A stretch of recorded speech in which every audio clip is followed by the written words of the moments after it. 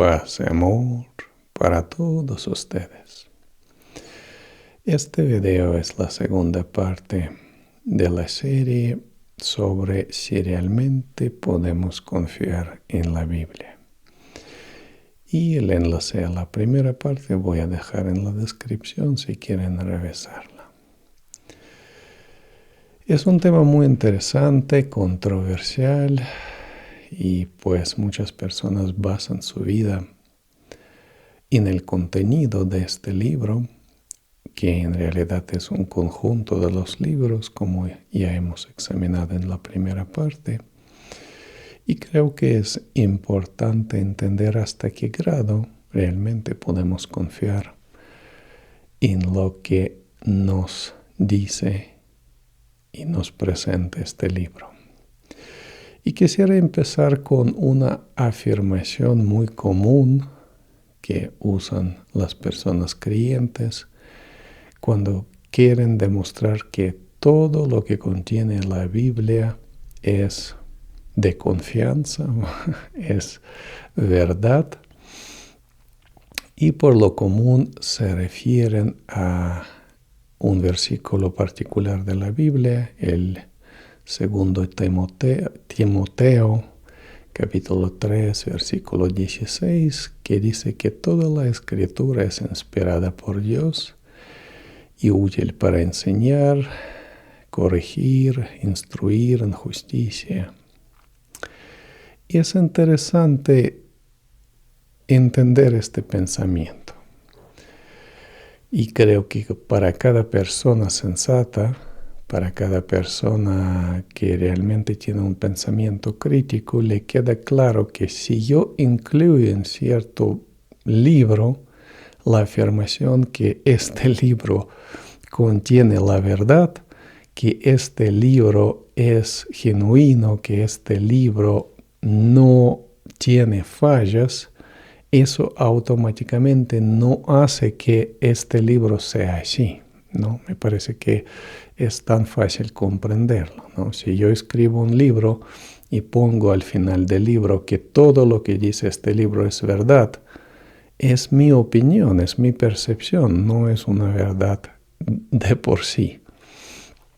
Entonces debemos tenerlo en cuenta. También debemos tener en cuenta que esas palabras son palabras de apóstol Pablo, una persona que nunca fue discípulo directo de Jesús, nunca conoció a Jesús en persona, en su forma física, ¿no?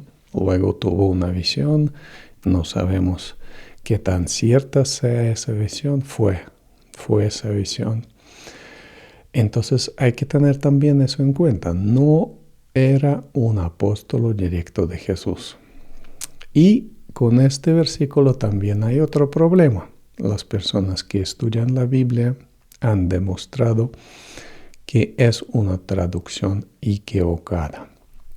Y realmente lo que quiere decir este versículo, o lo que debería decir, o cómo debería traducirse, es que toda la escritura es un dador de la vida, te da la vida, te lleva a la vida, y en este caso a la vida espiritual, a la vida eterna, y de igual manera no es una afirmación correcta, porque por supuesto no toda la escritura, incluso la que está incluida en la Biblia, te lleva a esto. Hay muchas opiniones personales de los apóstoles, hay muchas inserciones de las personas que copiaban la Biblia, hay muchas traducciones equivocadas, por lo tanto, nuevamente es una opinión de apóstol Pablo que para él todo lo que estaba contenido ahí llevaba a la vida eterna o a la vida espiritual. Entonces, esa traducción de que toda la escritura es inspirada por Dios es una traducción equivocada, y algunos estudiosos de la Biblia lo han demostrado. Entonces, podemos empezar a estudiar este tema empezando por el hecho que todo lo que está incluido en el Nuevo Testamento, y bueno, en esta parte de este video vamos a centrarnos en el Nuevo Testamento, viene de una tradición oral, ¿no? La gran parte de los apóstoles de Jesús eran personas que no sabían escribir, que no sabían leer, según los hechos históricos. O sea, según la poca información que tenemos, podemos llegar a esa conclusión. Entonces, realmente no anotaban lo que decía Jesús, ¿no? Lo que escuchaban, sino trataban de memorizarlo y luego, pues, esa información transmitía de una persona a otra. Y ahí podemos llegar a una importante conclusión. Si es una tradición oral, significa que en gran parte la percepción de esa información y la calidad de esa información se basa o depende de la memoria humana. Y como todos sabemos, la memoria humana es algo muy, muy frágil. A veces no podemos recordar lo que nos dijeron ayer, ni se diga hace mucho tiempo. Y lo otro que esto también implica es que tergiversamos o interpretamos, no necesariamente tergiversamos, interpretamos conscientemente o inconscientemente, intencionalmente o sin esta intención, la información que percibimos. Entonces, es muy común y fue demostrado igual en los experimentos que si varias personas evidencian un hecho, la interpretación de este hecho va a ser muy diferente entre estas personas. Aunque todo es lo mismo, ¿no? Todas las circunstancias son las mismas, es el mismo ambiente, pero la interpretación de lo que pasó va a depender de cómo es la persona.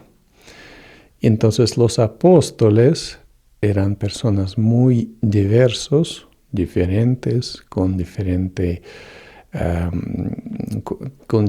condiciones de vida. Uno, por ejemplo, era cobrador de impuestos, otros pescadores, y así por el estilo, con diferentes niveles de educación, si es que había algo de educación en este caso, tal vez con diferente incluso condiciones culturales, o sea, con diferente nivel cultural. Entonces todo esto influenciaba tremendamente a su percepción de las palabras de Jesús. Y por supuesto eran personas de diferentes niveles intelectuales. Entonces algunos entendían las enseñanzas de Jesús o lo que decía Jesús a un nivel mucho más profundo. Otros aún entendían a un nivel mucho más superficial. Y a pesar de los intentos de Jesús de explicar lo que quiso decir, igual no todos llegaban a esa esencia profunda que Él quería transmitir. Entonces, no tenemos las palabras de Jesús tal como Él los dijo. No tenemos esas palabras escritas. Idealmente, deberíamos tener las palabras de Jesús escritas por el mismo Jesús, porque en este caso transmitirían de la mejor manera lo que realmente Él quiso decir y podríamos interpretar esas palabras de una forma directa, ¿no?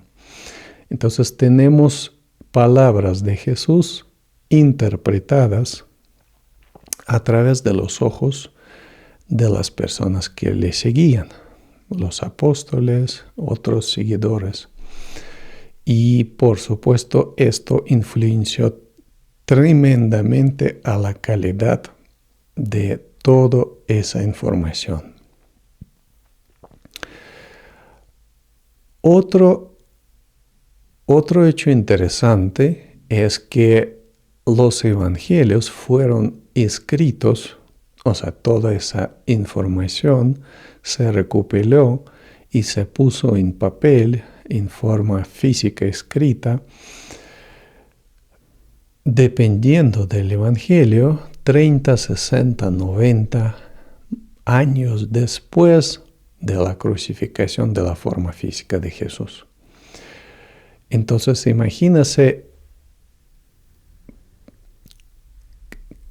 hasta qué grado podría degradarse y tergiversarse la información, o sea, las palabras de Jesús, su mensaje, después de 30, 60, 90 años. Sí, como ya dije, a veces no podemos ni recordar lo que pasó ayer o lo que pasó la semana anterior. Recordar en detalles. Una cosa es recordar algo de una manera vaga y otra cosa es recordar los detalles. Y en el mundo espiritual, en el ámbito espiritual, los detalles son muy importantes.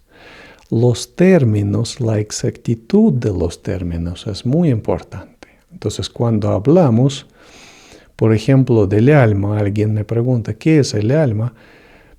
Yo necesito preparar a las personas, ¿no? O sea, explicar eso de una forma detallada y a veces surgen términos adicionales que vale la pena explicar, ¿no? Entonces, cuando incluso las personas te preguntan algo, hay que aclarar cómo estas mismas personas entienden cierto término, ¿no? Entonces, es muy importante definir muy bien las palabras cuando hablamos de ciertos temas. Entonces, no tenemos ese privilegio, en este caso, no tenemos esa bondad, no encuentro las palabras más adecuadas,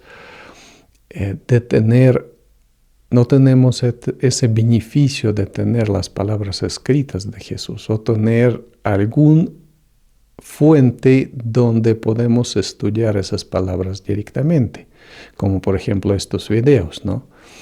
Si tuviéramos algo así, ¿no? Donde podemos ver a Jesús hablando, expresándose directamente, podríamos sacar las mejores conclusiones e entender de la mejor manera qué es lo que quería expresar, ¿no? Pero tenemos los evangelios, como ya dije, que fueron escritos hace muchos años, hasta 90 años después de la crucifixión de la forma física de Jesús. Y muchas cosas han cambiado en 90 años, ¿no? Muchas cosas fueron olvidadas, muchas cosas fueron mal interpretadas. Ya existían diferentes incluso condiciones culturales, diferentes tendencias espirituales, diferentes grupos de los cristianos han surgido y cada uno tenía su diferente interpretación. Ahora, hay que entender otra cosa más, que prácticamente todos los evangelios, menos el uno posiblemente, no fueron escritos por los apóstoles. Entonces tenemos 4 evangelios. Bueno, también hay evangelios apócrifos, pero no están incluidos en la Biblia y ahora estamos examinando en el Nuevo Testamento. Estamos examinando si podemos confiar en la Biblia, ¿no? O en el Nuevo Testamento, en este caso particular, en esta segunda parte. Y hay que entender que sí existen evangelios apócrifos, pero estamos examinando los cuatro evangelios, los 3 canónicos y el evangelio de Juan, o según Juan, que es un término mucho más adecuado. Y según igual las personas que han estudiado el Nuevo Testamento, la Biblia, los 4 evangelios, solo el evangelio de Mateo es posible que, o sea, lo más probable que fue escrito por Mateo. El Marcos no es un discípulo de Jesús, es evangelista, es el discípulo de Pedro.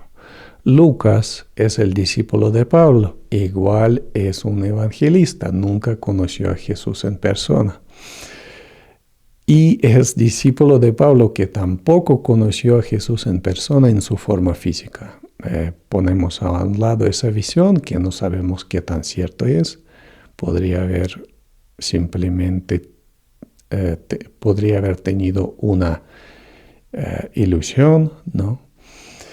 Entonces, dos de los evangelistas nunca conocían a Jesús. Y en caso de Marcos, que es el primer evangelio, el que fue escrito más cercano a la crucificación de la forma física de Jesús, Marcos era un discípulo directo de Jesús, que es el Pedro, ¿no? Y hay discusiones sobre el evangelio de Juan. Lo más probable es que no fue escrito por Juan, sino por otra persona. Y en este tiempo existía el así llamado pseudoepigrafía. ¿Qué significa esto? Significa que una persona, para dar peso a sus palabras, ponía el nombre de una persona famosa. Y en este caso, la persona que escribió el Evangelio de Juan, lo más probable, no fue Juan, sino otra persona, y puso el nombre de Juan para dar peso a su escrito, para que se divulgue con más facilidad. Y en aquellos tiempos era mucho más difícil que ahora detectar estas cosas, ¿no? Ahora tenemos acceso a la información, aunque bueno, con la apariencia de la inteligencia artificial, vamos a tener también muchos problemas en ese sentido y muchas cosas van a ser falsificadas, ¿no? Entonces, en aquel tiempo también existía esa falsificación, no hay otra palabra para esto, porque ponían el nombre de una persona famosa, pero el escrito no era de esa persona famosa. Y bueno, el Evangelio según Juan fue escrito hace 90 años aproximadamente. Hay diferentes fechas que se dan. Entonces también podemos imaginar, y por eso es tan diferente, ¿no? Existen 3 evangelios canónicos que más o menos comparten el mismo estilo y hasta misma información, y hay el Evangelio de Juan que distingue tremendamente de los primeros 3 evangelios. Y por lo común no nos damos cuenta porque no leemos esos evangelios juntos, ¿no? No los comparamos juntos, uno con uno, ¿no? Por ejemplo, leemos el primer versículo de Marcos y leemos el primer versículo de Juan. No lo hacemos así, leemos primero uno, luego otro y luego otro, y nos da impresión de que se completan. Y en muchos casos no se completan, sino que se contradicen de una forma tremenda. O sea, hay unas contradicciones tan grandes que no hay manera de explicarles y justificar esas traducciones, a pesar de que algunos, ¿cómo se llaman estos? Algunos estudiosos, algunas personas que profesan el así llamado cristianismo, pues tratan de demostrar que no existen estas contradicciones. Apologetas, no sé si esas personas, apologetas del cristianismo creo que se llaman, no estoy seguro cuál es el término exacto en español. Entonces debemos tener eso en cuenta, ¿no? No son escritos directos ni siquiera de los discípulos de Jesús, ¿no? menos el Mateo, aunque igual está en duda, ¿no? Puede ser que tampoco fue Mateo quien escribió este evangelio. Pero es lo más probable. Es más probable que, de los 4, es el más probable que realmente fue escrito por un apóstol. Ahora, hay que entender una cosa muy importante, otra cosa muy importante, si vamos punto por punto, que en los evangelios muy a menudo se expresan las opiniones personales de los apóstoles, que no siempre entendían a Jesús, no siempre interpretaban de manera correcta a Jesús. Y existe la Biblia o el Nuevo Testamento, no estoy seguro, en letras rojas. Y es muy interesante esa versión. En esa versión las palabras de Jesús están resaltadas con el rojo. Por eso se llama, no sé si es la Biblia en letras rojas o el Nuevo Testamento en letras rojas. Debe ser el Nuevo Testamento en letras rojas, porque el Antiguo Testamento obviamente no contiene las palabras de Jesús. Entonces, ahí podemos, cuando vemos este texto, podemos darnos cuenta que las palabras de Jesús representan una cantidad no muy grande del contenido de la Biblia. Y el resto son las opiniones, introducciones, interpretaciones de los apóstoles o de las personas que escribieron estos libros. Porque como ya hemos examinado, no necesariamente fueron los apóstoles quienes hicieron esto. Entonces, hay que entender esa peculiaridad, ¿no? Porque muchas personas se confunden y recién vi un video donde la persona empezaba a mostrar las contradicciones que existen entre, por ejemplo, el Antiguo Testamento y el Evangelio de Juan, el Nuevo Testamento. Y ahí decía que ahí justamente la persona decía que Jesús dijo esto y citaba una introducción del Evangelio de Juan. Y si empezamos a leer el Evangelio de Juan, podemos ver que al inicio no son palabras de Jesús, es una introducción escrita por la persona que escribió el Evangelio de Juan.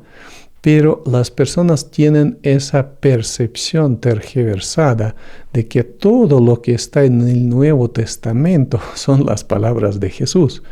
Y a veces incluso, a mí también me ha pasado, citan las palabras, por ejemplo, del apóstol Pablo o del apóstol Pedro, que están, una parte de sus cartas, como palabras de Jesús, y no lo son. Son palabras justamente de Pablo o de Pedro. Igual eso está puesto en duda porque ya casi al 100% fue demostrado que muchas cartas atribuidas a Pablo y a Pedro también no fueron escritos por Pablo y por Pedro. Y nuevamente tenemos lo que se conoce como pseudoepigrafía, escritos atribuidos a cierto personaje, pero escritos por otras personas, ¿no? Y hay que tener en cuenta, entonces, no todas las cartas, incluso de Pablo, incluidos en el Nuevo Testamento, fueron escritos por Pablo. Por Pablo. Entonces hay que tener eso en cuenta cuando citamos ciertas partes de la Biblia y entender que no son las palabras de Jesús. Y si no son las palabras de Jesús, no tienen el mismo grado no deben ser consideradas y tener el mismo grado de confianza como las palabras de Jesús. Porque los apóstoles tenían sus opiniones personales, tenían su entendimiento personal, tenían tenían su propia percepción, ¿no?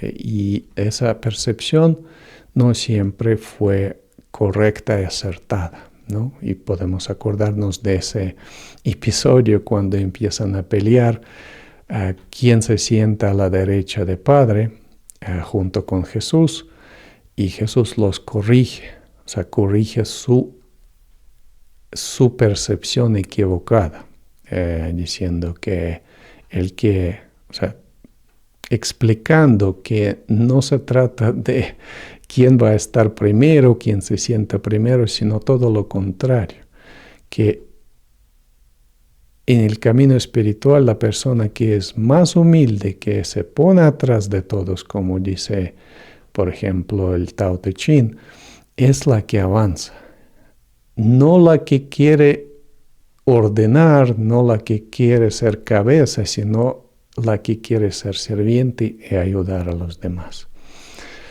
Entonces hay que considerar esto, que es muy, muy común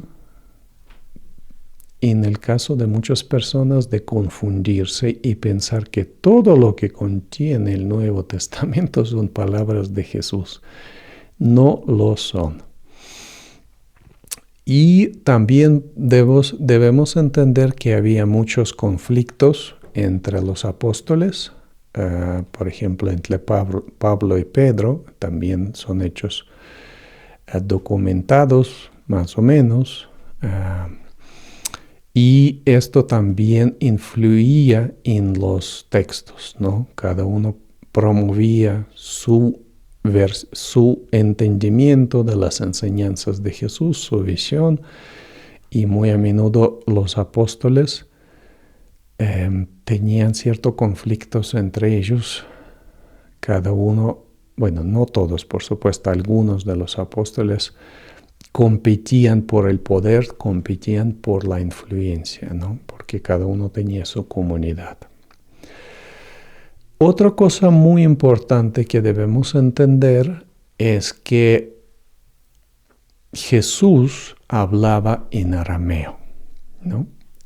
Y el Nuevo Testamento está escrito en griego, ¿no? Entonces, tuvo lugar la traducción de las palabras de Jesús del arameo al griego. Y yo, como traductor profesional que trabajó muchos años en las traducciones, puedo con mucha confianza decirles y respaldar, no encuentro las palabras adecuadas, o sea, puedo asegurarles que al traducir los textos espirituales, especialmente los textos profundos de un idioma al otro, pueden haber muchísimas tergiversaciones. Se puede perderse muchísimo contenido, muchísima profundidad de lo que el otro quiso expresar, ¿no? En este caso, lo que Jesús quería expresar y transmitir. Y realmente hay casos particulares cuando algunas palabras, algunas frases, algunas afirmaciones fueron mal traducidos y muchos estudiosos los conocen. No voy a dar ejemplos aquí para no alargar tanto este video, pero al traducir se puede perderse una gran parte de la información, especialmente si los traductores no entienden toda la profundidad de la enseñanza. Una cosa es si Jesús mismo hubiera sido la persona que habría sido traducido estos textos, y otra cosa cuando otras personas, y posiblemente ni siquiera apóstoles, estaban traduciendo esas verdades espirituales tan profundas. Inevitablemente sucede que esas grandes verdades se tergiversan, ¿no? Bueno, a pesar de todo esto, yo creo que una parte significativa sí se ha sobrevivido y podemos realmente usar esas grandes verdades para nuestro avance espiritual.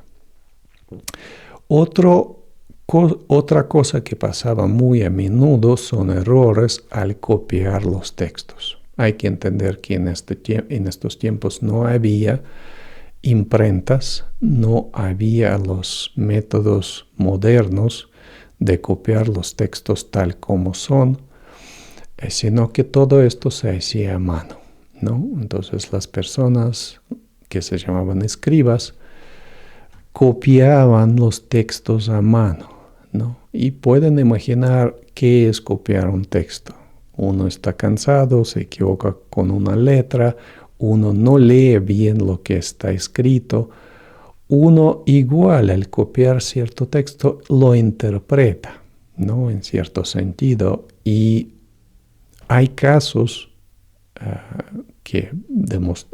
demostrados que algunos escribas, los copiadores, añadían ciertos pasajes o cambiaban ciertas palabras porque pensaban que de esta manera el texto va a ser más entendible, ¿no?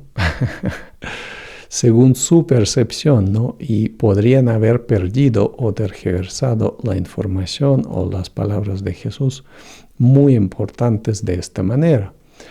Un ejemplo muy conocido es la así llamada Biblia malvada.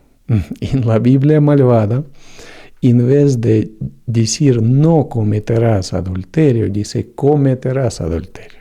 O sea, es un error tan obvio que por supuesto cualquier persona más o menos familiarizada con el contenido de este libro podría darse cuenta de ese error, ¿no?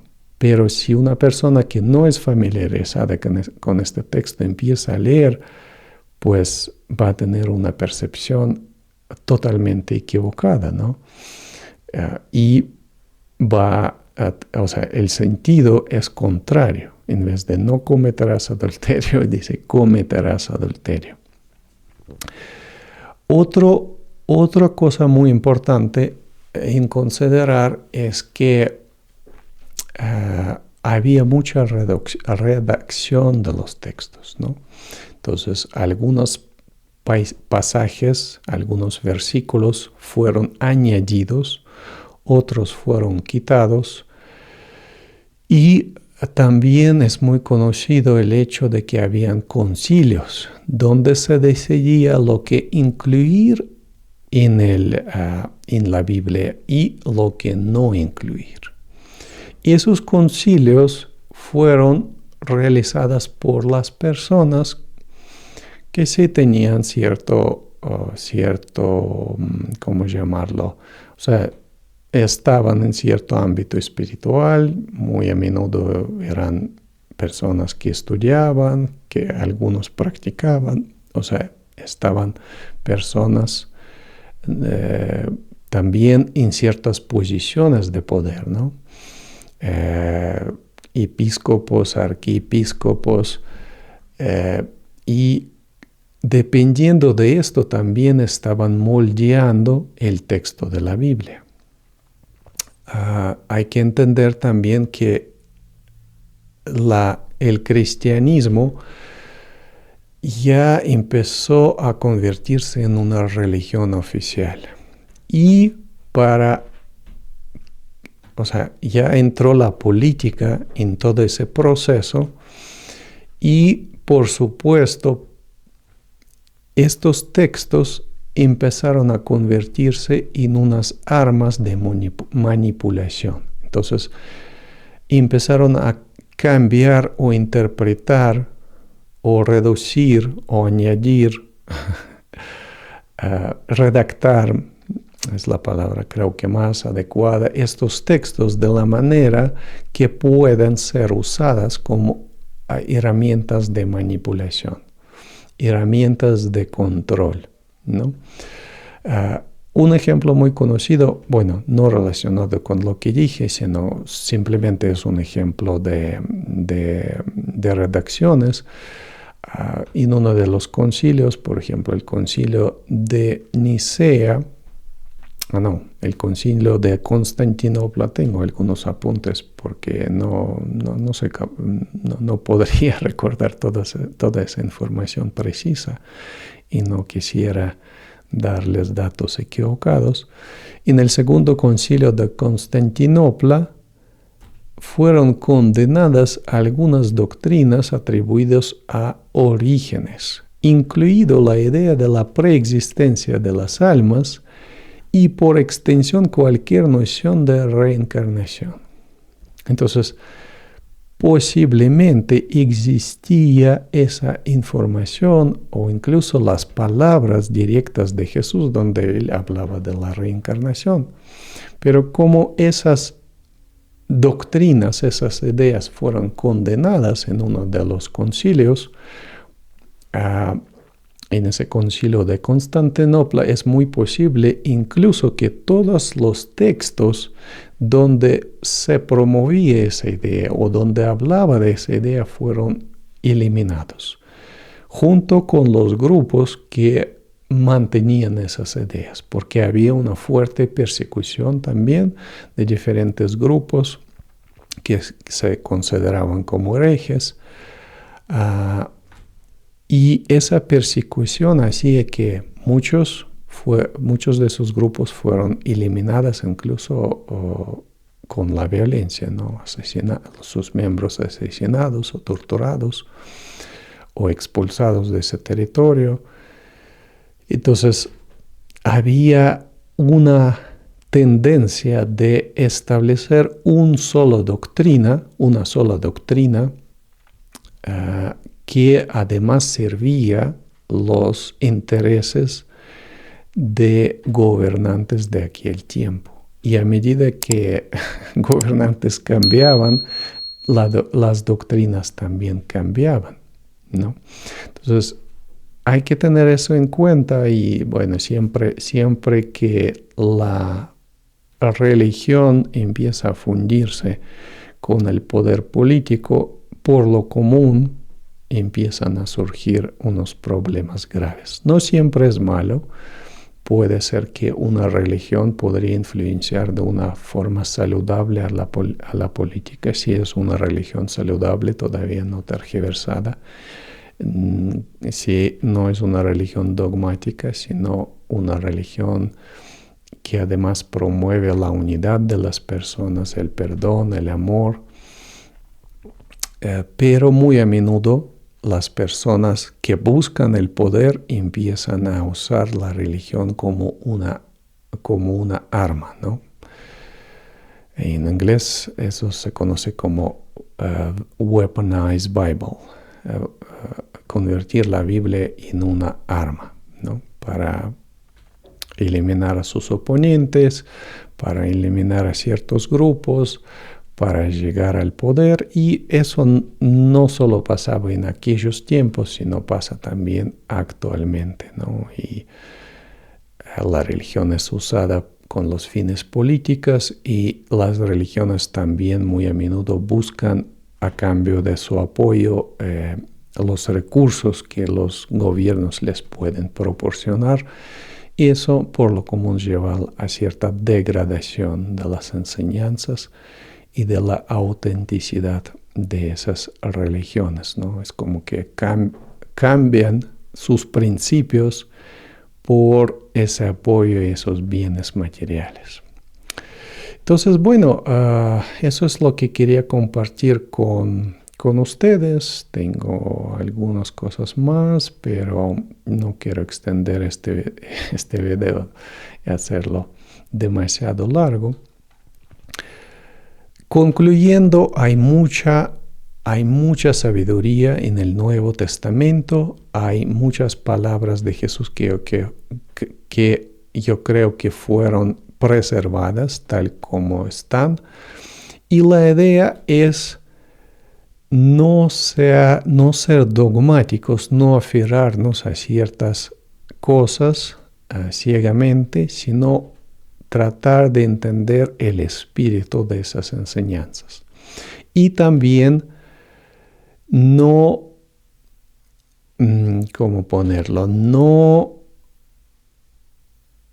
centrarnos solo en el Nuevo Testamento, sino comparar las enseñanzas expuestas ahí con otros libros espirituales, con los escritos de Buda, de Krishna y de otros maestros, y ahí podemos sacar una quinta esencia de lo que realmente es válido y de lo que realmente nos puede ayudar a progresar en el camino espiritual. Es decir, completar el Nuevo Testamento con otras enseñanzas o completar otras enseñanzas de otros maestros con lo que está en el Nuevo Testamento.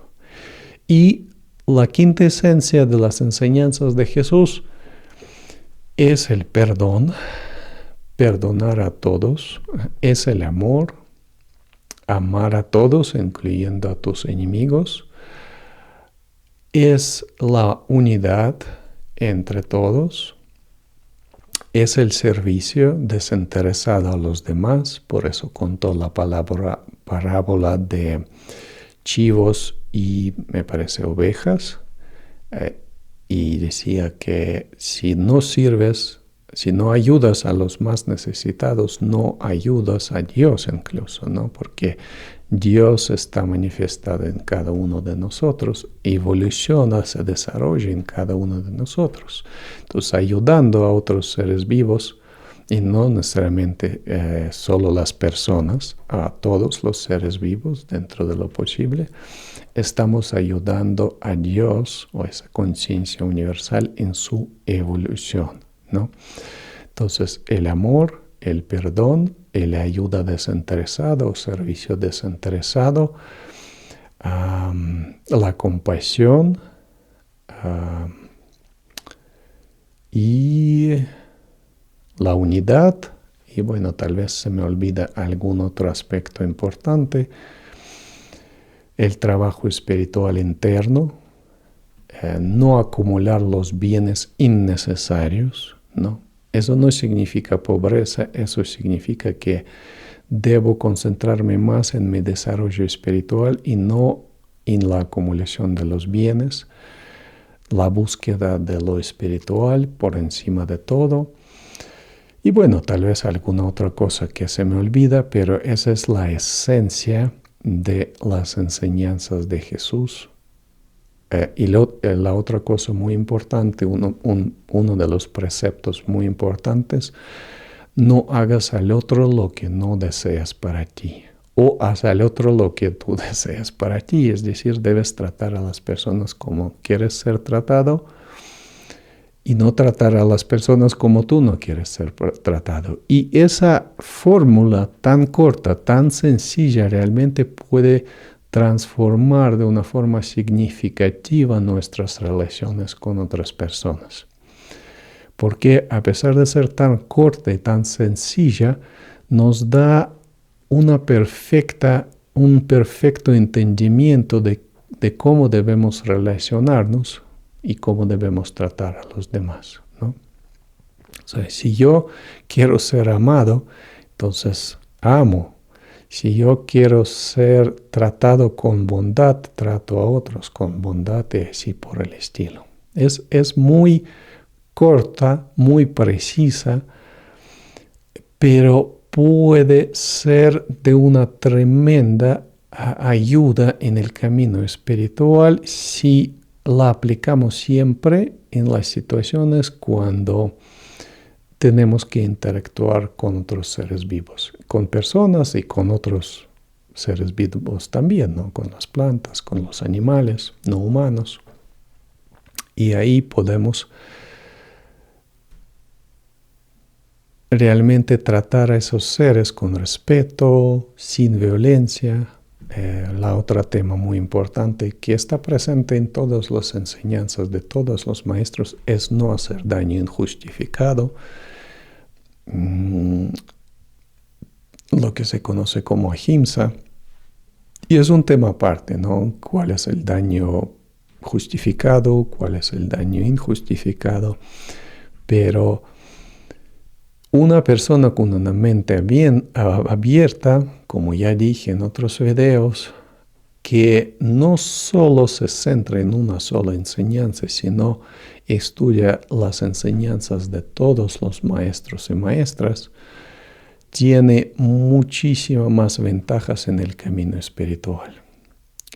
Tiene todo ese bagaje, todo ese patrimonio espiritual que realmente le ayuda a progresar en el camino.